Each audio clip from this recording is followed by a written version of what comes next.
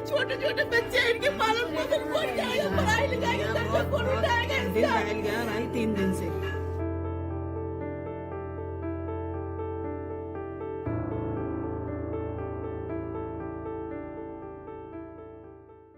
आदाब, नमस्कार। The red mic में आपका स्वागत है। मैं हूं सौरभ शुक्ला। हम उस जगह से बिल्कुल नज़दीक है जहां ये ब्लास्ट हुआ है। सामने लाल किला है और इधर ये चांदनी चौक के इलाके में खड़े हुए हैं। ये जो कार ब्लास्ट हुआ है, हमने उसको लेकर के कुछ जानकारी जुटाई है और रेड माइक पर जो पुख्ता हो जाता है वही हम आपके सामने लेकर के आते हैं। हम कोई हंगामा, हल्ला या किसी भी स्टोरी पर सेंसेशनलिज्म से बचते हैं। आपको बताएं कि इसमें जो मॉड्यूल है ये एक वाइट कॉलर मॉड्यूल है। इसमें जो शामिल हैं वो सब डॉक्टर्स हैं। डॉक्टर उमर नबी जो गाड़ी में था, जिसने गाड़ी ब्लास्ट की I-20, वो MBBS था। ये अल फलाह फरीदाबाद जो है यूनिवर्सिटी, वहाँ पर काम करता था। इसका साथी डॉक्टर मुजम्मिल अहमद गनाई, ये भी अल फलाह हॉस्पिटल में काम करता था और ये भी पुलवामा का रहने वाला था। आपको कुछ चौंका देने वाली जानकारियां हम देते हैं कि जो मुजम्मिल है और डॉक्टर उमर हैं, इनकी प्लानिंग चल रही थी। इनके दिमाग में, इनके जहन में 26 जनवरी को लाल किले में ब्लास्ट करने की बात थी। ये भी तमाम मीडिया रिपोर्ट्स में निकल कर के सामने आ रहा है कि इन्होंने लाल किले की रेकी की थी। साथ ही साथ कनॉट प्लेस भी इनके दिमाग में था, तो ये लोग जा कर के कनॉट प्लेस की भी रेकी करके आए थे। लेकिन 26 जनवरी या 15 अगस्त जैसे जब ये 2 दिन आते हैं तो यहाँ सुरक्षा व्यवस्था बहुत चाक चौबंद हो जाती है। दिल्ली पुलिस की तैनाती, तमाम एजेंसीज यहाँ एक्टिव रहती हैं। तो इतनी भारी तादाद में विस्फोटक लाना संभव नहीं था। और देखिए, सुरक्षा सावधानी हटी और ये कांड हो जाता है, क्योंकि पार्किंग में 3 घंटे एक्सप्लोसिव्स भरी गाड़ी खड़ी रहती है और उसकी जांच नहीं होती है दिल्ली पुलिस के द्वारा, या कोई मैकेनिज्म नहीं है कि आप जब मॉल और जाते हैं, जब आप सिनेमा हॉल जाते हैं तो आपकी गाड़ी की डिग्गी चेक होती है, तो पार्किंग में भी होनी चाहिए। फिलहाल आपको बताएं, जो डॉक्टर उमर नबी और डॉक्टर मुजम्मिल दोनों साथी थे। मुजम्मिल पकड़ा गया है, हिरासत में है और उसे पूछताछ में तमाम जानकारी सामने आई है, जिसमें जो कुछ जानकारी हम आपको बता भी रहे हैं। इसमें डॉक्टर आदिल मजीद भी पकड़ा गया है। ये फेमस हॉस्पिटल सहारनपुर में काम कर रहा था। ये काजी गुंड जम्मू कश्मीर का रहने वाला था। इसमें डॉक्टर शाहीन शाहिद पकड़ी गई है और इस पर आरोप है कि जो डॉक्टर गनाई है उसने, जो डॉक्टर मुजम्मिल गनाई है, उसने इसकी गाड़ी इस्तेमाल की जिससे राइफ़ल सीज़ हुई। ये भी अल फलाह यूनिवर्सिटी में काम करती थी। आमिर राशिद पकड़ा गया है जो प्लम्बर है और इसने ही I-20 कार को ख़रीदा था डॉक्यूमेंट्स के साथ। ये सांबूरा पुलवामा का रहने वाला है। इसके भाई को भी डिटेन किया गया है। ये जो जानकारी है वो मिलके हमें निकल रही है। जो ये डॉक्टर उमर नबी है, ये पुलवामा का रहने वाला है। ये अक्सर अपने घर में बात करता था और फिर अपना फ़ोन बंद कर लेता था। सोमवार को ब्लास्ट हुआ है, उससे पहले इसने अपने घर पर फ़ोन किया और कहा कि वो कुछ दिन में वापस आएगा, लेकिन उसके बाद उसकी कोई खबर नहीं आई तो पुलिस आई और पुलिस ने उसके भाई को डिटेन किया, उसकी माँ को डिटेन किया, ताकि जो बॉडी है उमर की, क्योंकि ब्लास्ट हुआ और उसमें 3 लोग मौजूद थे, उनकी मौत हुई, तो उसके जो चीथड़े से उसे DNA सैंपलिंग की जाए उसके परिवार वालों के साथ, ताकि उसकी पहचान की जा सके। तो पुलिस ने ये सब कुछ किया है। डॉक्टर नबी गाड़ी चला रहा था, इसमें कोई शक नहीं है। और डॉक्टर मुजम्मिल अहमद गनाई 32 साल का, ये दोनों पुलवामा के रहने वाले हैं, अल फलाह यूनिवर्सिटी में काम कर रहे थे। और जिसमें जो गनाई, जो ये रादर है, प्रोफेसर डॉक्टर रादर है, जिसका नाम डॉक्टर आदिल मजीद रादर है, ये भी अल फलाह से संबंधित था और सहारनपुर में ये काम कर रहा था। ये जो पता चला है उसके मुताबिक, जो एक्सप्लोजिव पुलिस ने एक दिन पहले पकड़े वो 358 किलोग्राम था और ये पकड़े गए डॉक्टर मुजम्मिल के घर से, एक कमरे पे। उसने रेंट किया था 2 महीने पहले, लेकिन 2 महीने से उस घर पे नहीं रहता था, ये यूनिवर्सिटी कैंपस में रह रहा था। तो उस घर का इस्तेमाल जो है सूटकेस में भर भर के एक्सप्लोजिव ये लोग इकट्ठा कर रहे थे। और ये भी पता चलता है कि बहुत बड़ी कोई साजिश थी इन लोगों की, जो बच गई। जम्मू कश्मीर पुलिस ने ट्रैक कर लिया ये पूरा जो विस्फोटक पकड़ा। अब सोचिए कि इतने 100 किलो अगर विस्फोटक इस्तेमाल किया होता और हो जाता, तो सोचिए कि यहाँ पर क्या हुआ होता। आपको बताएं कि 9 लोगों की औपचारिक पुष्टि है, वैसे मतों की संख्या ज़्यादा हो सकती है। और ये भी कहा जा रहा है कि जो प्रोब है वो कश्मीर के नौगाम में शुरू किया था, जहां पर ये ब्लू हुआ। पता चला कि इसमें कुछ आतंकी गतिविधि हो सकती है। कुछ जैश ए मोहम्मद के पोस्टर्स हैं, वो भी समझ में आए। और पुलिस ने एफआईआर की थी अक्टूबर 19 को, और उसके बाद वहाँ से उन्होंने जानकारी शुरू की तो पता चला कि इसमें जब पुलिस ने जांच शुरू की तो डॉक्टर मुजम्मिल गनई का नाम सामने आया, जिसको पुलिस ने पकड़ा। इसे घर से एक्सप्लोसिव फरीदाबाद में बरामद हुआ।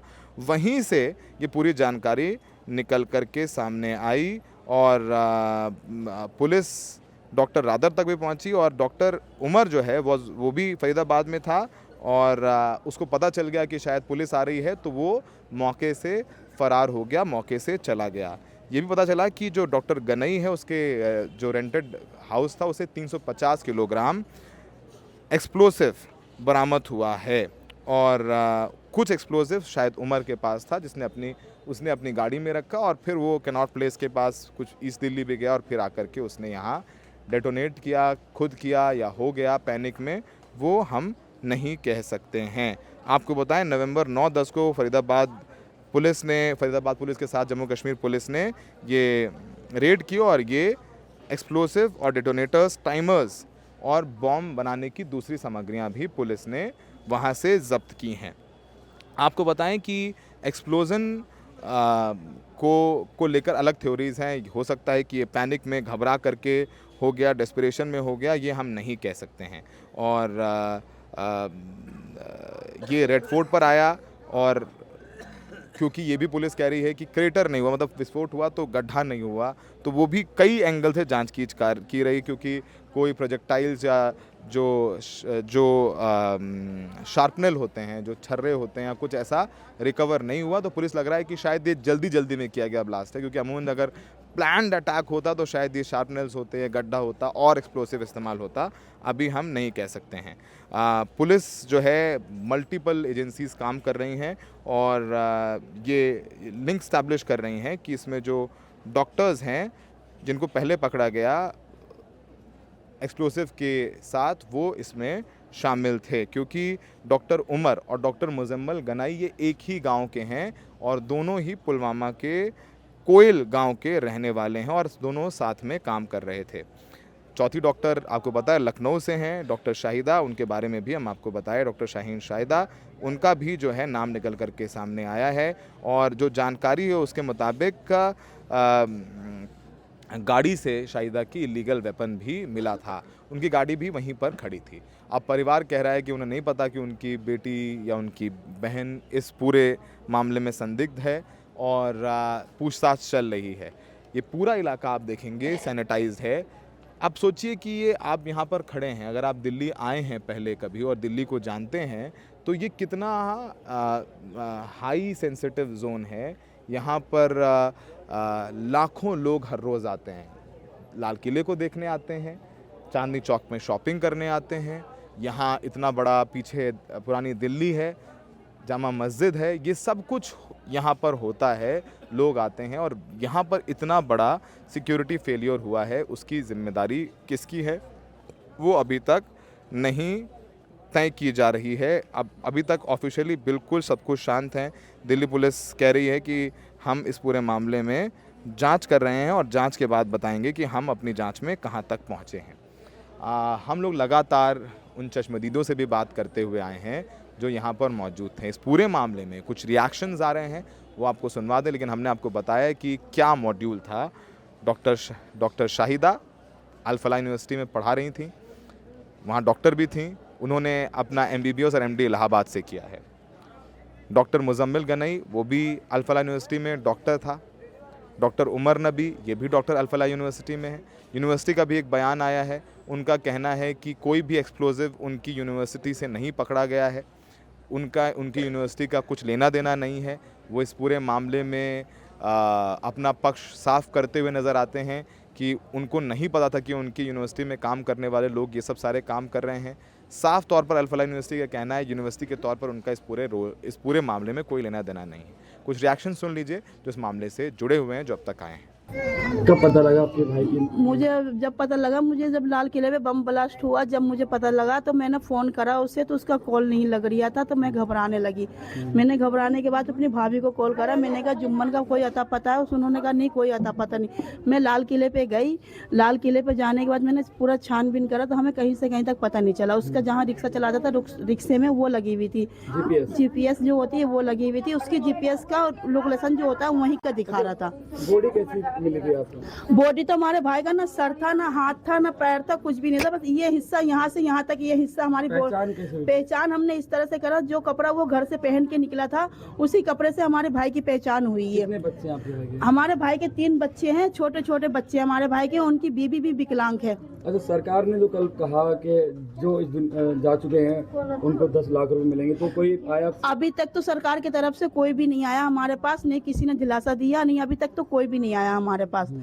अभी ये बातें सुन रहे हैं, अगर सरकार ने कहा है तो ये हमारे पूरा करें, हमारे बच्चों के लिए पूरा करें। हमारे बच्चों की भविष्य भी तो है, आगे चल के मेरे बच्चों की पढ़ाई लिखाई का हर चीज़ का खर्चा सरकार को उठाना पड़ेगा, समझ में? और मेरे भाई की तरह और भी लोग शहीद हुए हैं, उन सबों का खर्चा उठाना पड़ेगा सरकार को।